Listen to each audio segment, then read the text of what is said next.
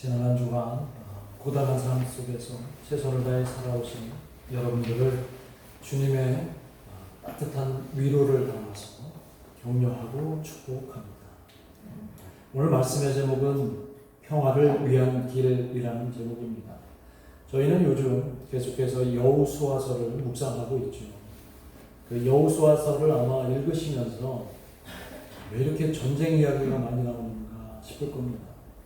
하나님께서 이스라엘의 조상들에게 약속하셨던 그 가나안 땅을 이제 주시겠다고 허락하시는 그 과정이 바로 여호수아서의 가나안 정복기입니다.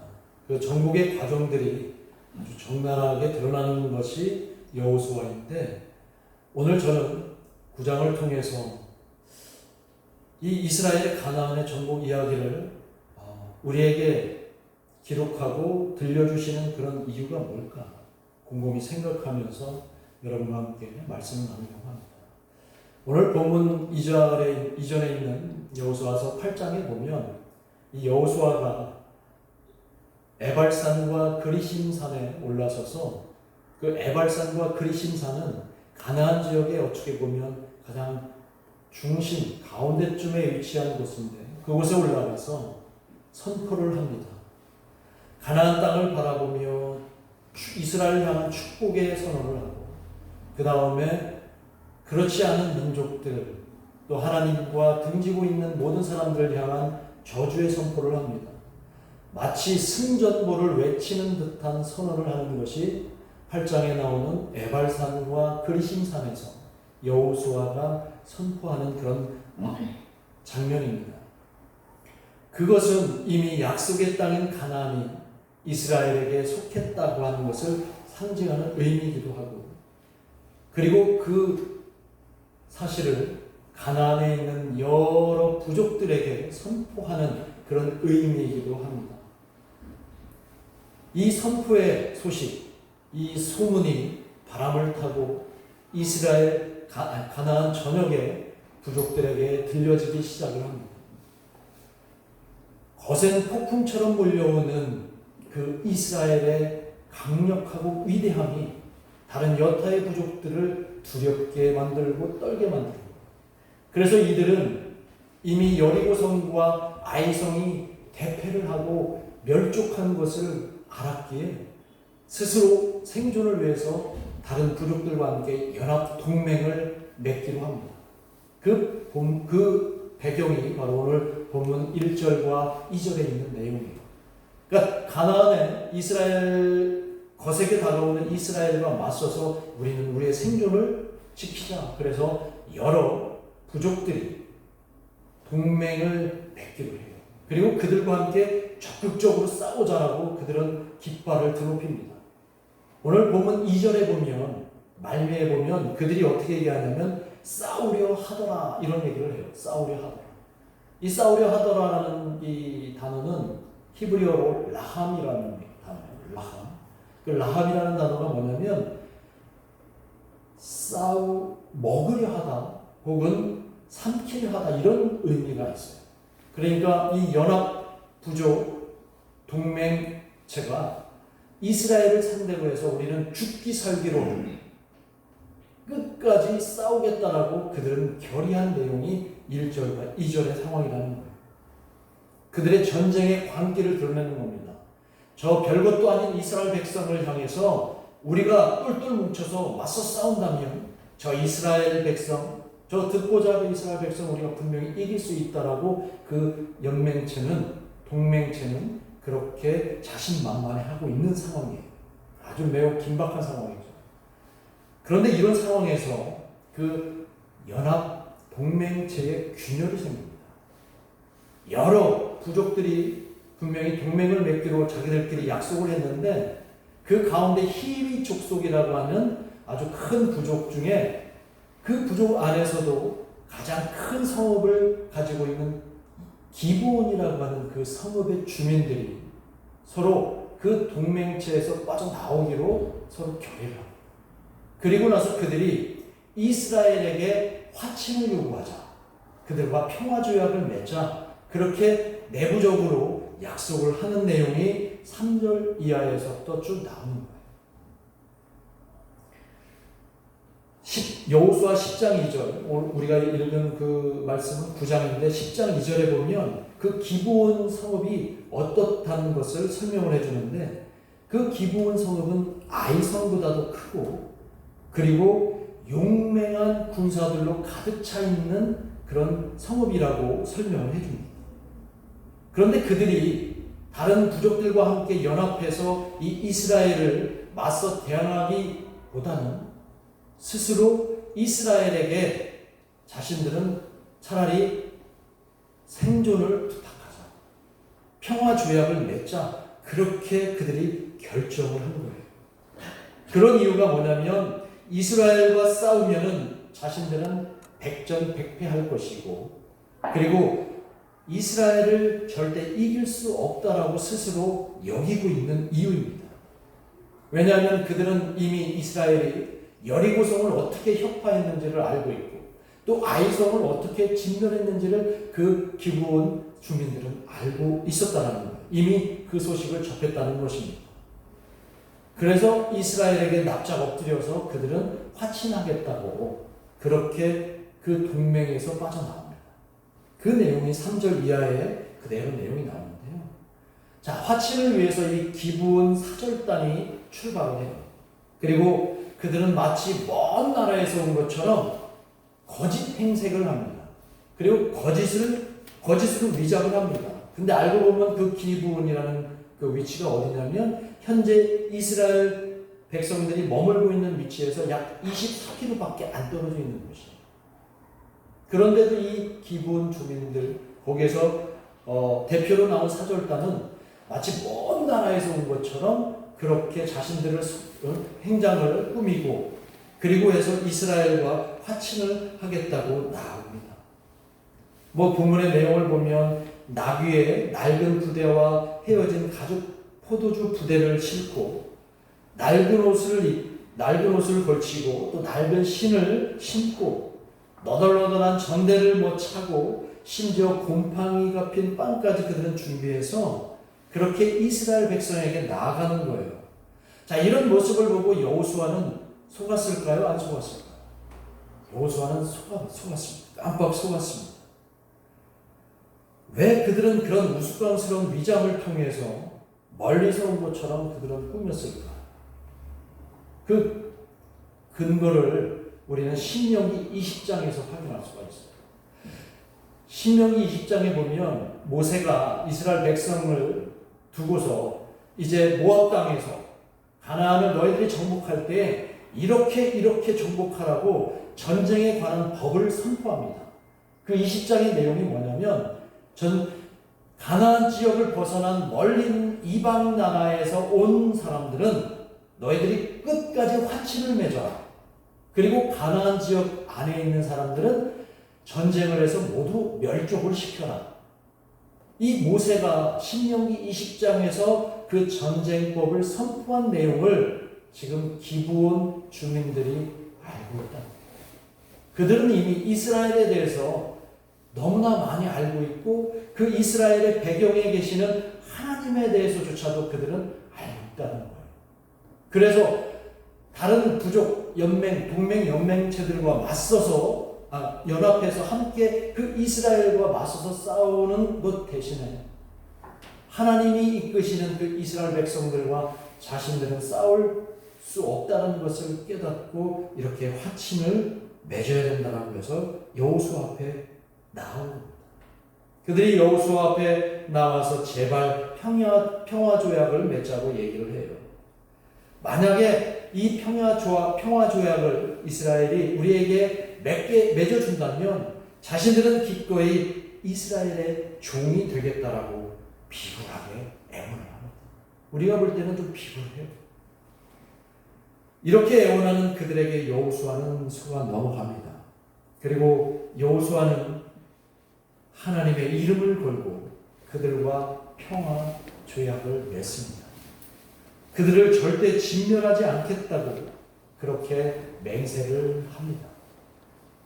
그러나 오늘 본문에 이어지는 16절에 보면 그들의 거짓이 바로 탄생합니다. 사흘도 되지 않아서 16절에 보면 그들은 아주 가까운 곳에 있는 부족이라는 사실이 들통이 나요. 그런데 여호수아와 이스라엘의 지도자들은 이미 그들과 맺은 그 평화 조약을 되돌릴 수가 없습니다. 왜 그럴까요? 하나님의 이름을 걸고 그들이 맹세를 했기 때문이라는 거죠. 결국 이후에 가나안 모든 족속들이 다 진멸될 때 이 기브온 부족만 유일하게 살아남았다는 것이 여호수아에서 보고하는 내용이에요. 이게 오늘 본문의 이야기입니다. 이 본문을 저와 여러분이 읽으면서 왜 하나님께서는 후대 이스라엘 백성들에게 이 본문을 기록해서 읽게 하셨을까? 또 왜 오늘 저와 여러분은 이 여호수아서 9장 1절에서 15절의 이 말씀을 읽고서 어떤 교훈을 깨달아야 될까? 저는 계속해서 묵상하고 어떤 관점에서 이 사안들, 이 내용들, 사건들을 우리가 이해할 수 있을까? 지난 한 주간 묵상하며 또 묵상을 했습니다. 여러분들은 어떤 생각이 드세요? 자신들의 생명을 부지하기 위해서 속임수를 써서라도 평화 조약을 막 비굴하게 맺은 그 기브온 주민들, 기브온 족속에 대해서 어떤 생각이 드십니까? 또 한편 이렇게 중차대한 일, 가나안 족속을 다 전멸하라고 했던 하나님의 그 말씀을 똑똑히 알고 있을 그 여호수아가 이 중요한 일을 하나님께 먼저 묻지도 않고 그냥 쉽게 그들과 평화 조약을 맺고 화친을 하는 것, 허락하는 것에 대해서 혹시 여호수아에게는 문제가 없는지? 여러분들은 오늘 이 본문을 통해서 어떤 생각이 드십니까? 저는 이 본문을 계속해서 묵상하면서 제가 예전에 보았던 그 남한산성이라는 영화가 생각이 나더라고요. 아마 여러분들도 보신 분들이 계실 텐데 그 남한산성의 그 역사적 배경은 그 1636년에 청나라가 약 12만 대군을 이끌고 조선을 침략을 합니다. 그때가 병자년이었기 때문에 그때의 전쟁을 병자호란이라고 얘기를 하죠. 파상공세로 막 저 위쪽에서부터 조선을 침략해오고 다 전멸시키다가 이 소식을 들은 당시의 임금이었던 인조 임금과 신하들은 임금을 대피시키기 위해서 강화도로 가려고 하다가 거기에는 갈 수가 없어서 결국 남한산성에 거기에 피신을 합니다. 그런데 이 청나라 군대가 거기까지 내려온 거예요. 그리고 약 45일 동안 이 인조 임금과 그의 신하들이 그 남한산성 안에 갇히게 됩니다. 그때 이 청나라는 주변 조선 지역을 다니면서 그냥 조선인들을 다 무참하게 살해하고 전쟁으로 돌입하고 있는 그런 상황이에요. 그런데 그런 상황에서 이제 신하들끼리 서로 논쟁이 붙었어요. 청나라와 끝까지 자존심을 걸고 맞서 싸우려고 하는 척파파라고 하는 그런 주장들이 있었고, 아니다, 이렇게 우리가 무조건 다 그들에게 당하면서 죽을 수는 없다, 그들과 평화조약을 맺자라고 해서 그들과 비굴하지만 평화조약을 맺자라고 하는 주화파가 있었어요. 그 주화파의 대표가 바로 최명길이라는 사람이고, 그 다음에 척파파의 대표가 바로 김상헌이라고 하는 사람. 아마 역사 공부하신 분들 기억나실 거예요. 이 두 사람이 치열하게 논쟁을 그 안에서 벌이고 있는 거예요. 남한산성 안에서 벌이고 있는 그 내용이 남한산성이라는 영화 속에 나오는 거예요. 근데 대다수의 사람들은 이 김상헌 척파파의 주장에 따르고 있는 거예요. 우리는 죽으면 죽었지 저 오랑캐 청나라와에게 우리가 굴복할 수 없다, 그들과 화친할 수 없다, 그렇게 끝까지 매기는 사람들이 대다수였고, 끝까지 그래도 그들을 설득하려고 했던 그 최명길과 논쟁을 벌이다가 첨예한 논쟁 끝에 결론이 나지 않습니다. 그러다 결국 청나라의 공격 앞에 인조가 아주 비굴하게 굴복을 합니다.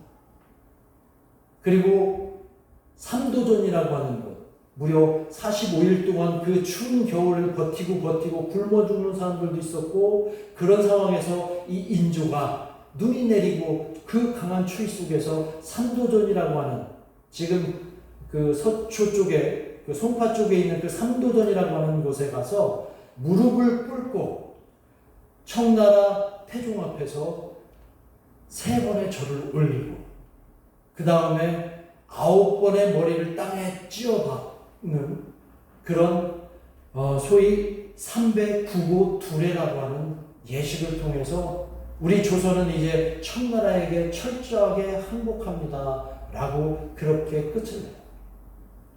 그리고 나서 조선은 청나라의 예속이 됩니다. 엄청난 공납과 공물이 들어가고, 젊은 여자들은 그렇게 해서 끌려가고, 젊은 사람들도 끌려가는 그런 상황을 맞이해요. 그때 많은 사람들은 과연 그들과 끝까지 맞서서 싸우는 게 맞냐? 아니면 그들과 평화조약을 맺어서 조금 비굴하더라도 우리가 이토록 망하진 않았던 게 좋았느냐? 이런 논쟁은 그 이후에도 계속되었다는 거예요. 저는 이 얘기를 통해서 여러분들도 아마 생각이 각각 다를 거라고 생각을 해요. 이 역사에 대한 인식은 서로 분명히 다를 수 있습니다. 그 김상원 척화파의 대부가 주장했던 것처럼, 아니 그래도 지주와 절개로 비굴하지 않은 삶을 통해서 끝까지 우리의 자존심을 지키는 게 낫지 않겠느냐, 명예를 위해서 죽음도 불사하는 것이 낫지 않느냐, 이렇게 주장하는 그런 생각에 동의하는 사람이 있을 수도 있고요.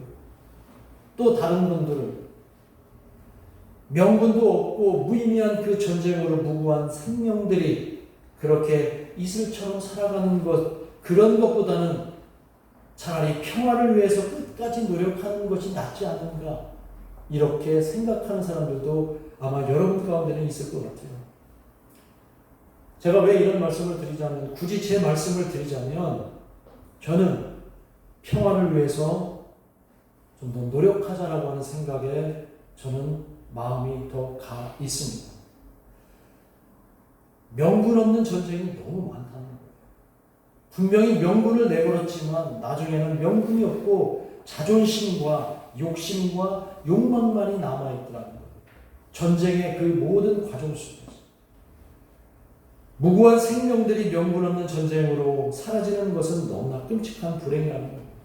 지금 저쪽에, 유럽 쪽에 러시아와 우크라이나가 지금 전쟁하고 있는 것도 분명히 그들에게는 명분이 있었고 분명한 자기들이 지향하는 가치가 있었는지는 모르겠지만, 지금 이 순간에 우리가 바라볼 때는 전혀 명분이 없는 전쟁 같다.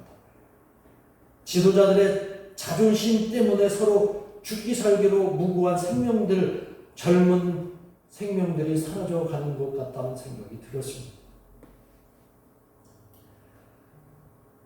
그렇게 명분 없는 전쟁 속에서 수많은 무고한 생명들 있는 것은 진정한 우리가 추구해야 될 가치는 아니라고 저는 생각을 해요. 눈에 보이지 않는 그런 추상적인 가치보다는 오히려 우리의 인간의 생명, 사람의 생명이 훨씬 더 중요하다고 저는 생각해요.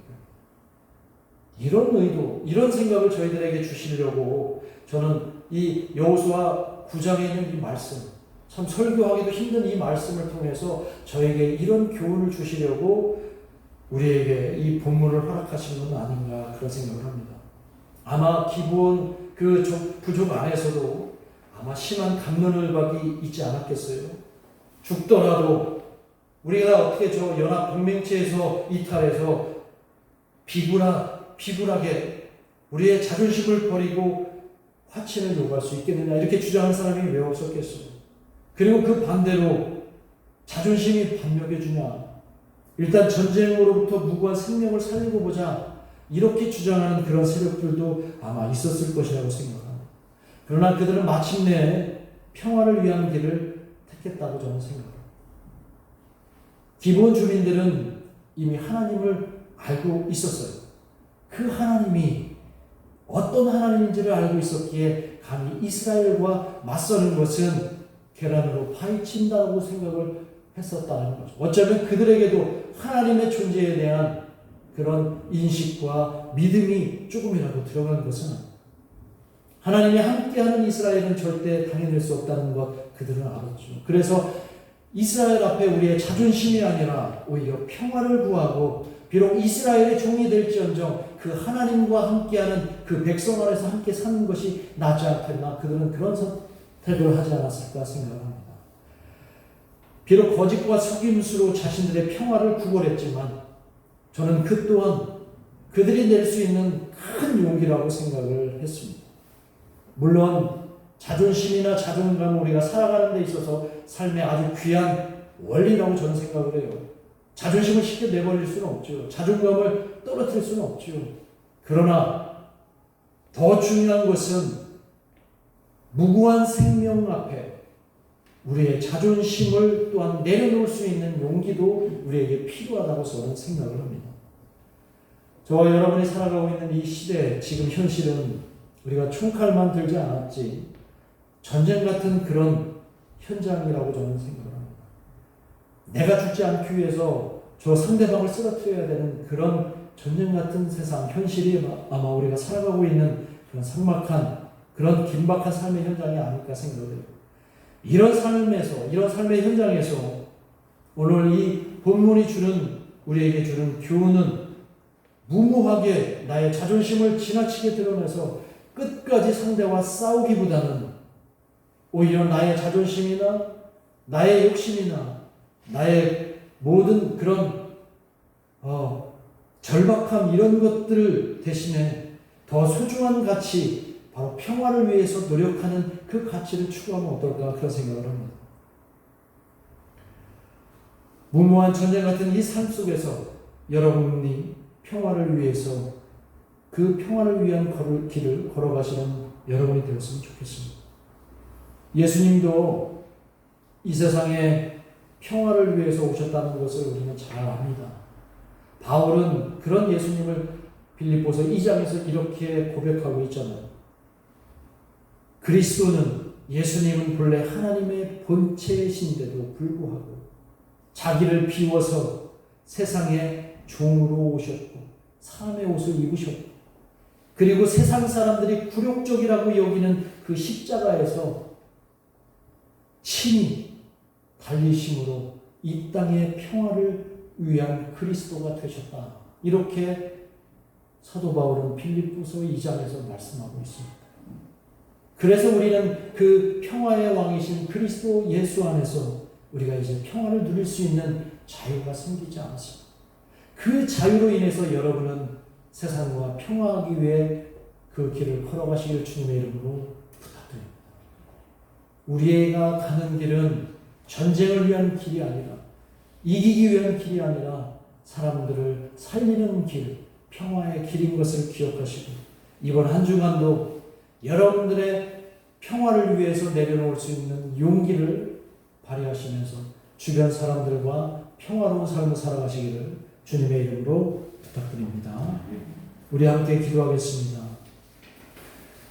오늘 우리에게 주신 말씀을 생각하시면서 지금 정녕 우리가 평화를 위한 길이 무엇이고 그 평화가 우리에게 무엇을 가져다 주는지 깊이 한번 생각하시면서 이번 한 주간 정말 내가 나를 비롯해서 우리 가정과 사회와 내가 속해 있는 삶의 현장에서 삶의 자리에서 진정한 평화의 길을 위해 노력하는 내가 되게 달라고 지금 함께 합심해서 기도하겠습니다. 하나님 아버지 오늘 우리에게 주신 말씀